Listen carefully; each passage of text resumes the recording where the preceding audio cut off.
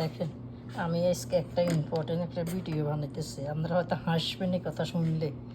যাদের ডায়াবেটিস একেবারে স্লো হয়ে যায়, তখন আমেরিকান ডাক্তাররা বলছে সৌল সাথে সাথে 1 গ্লাস পানি নেবেন। 1 গ্লাস পানি নিয়ে 1 গ্লাস পানির মধ্যে পরিমাণ মতো যে লবণ সল্ট দিয়ে দিবেন, তার সাথে চিনি পাউডার মরিচের গুঁড়া দিয়ে দিবেন পরিমাণ মতো একটু দিয়ে এটার সাথে সাথে মিক্স করবেন।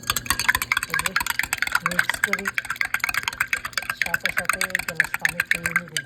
খেয়ে নেওয়ার সাথে সাথে আপনাদের ডায়াবেটিস নিয়ন্ত্রণে চলে আসবে। আপনারা হাসবেন না। আর এই দেশের ডাক্তার আমার বলছিল এইভাবে, যখন ডায়াবেটিস লো হয়ে যাবে তখন সাথে সাথে এইভাবে 1 গ্লাস পানি নিয়ে পরিমাণ মতো একটু সল্ট লবণ নেবেন, চিনি পাউডার আর মরিচের গুঁড়া সামান্য নিয়ে এগুলো তখন সাথে সাথে খাই ফেলাইবেন। খাই ফেলার সাথে সাথে আপনাদের ডায়াবেটিস নিয়ন্ত্রণে চলে আসবে। ট্রাই করে দেখেন, এটা হাসার জিনিস না।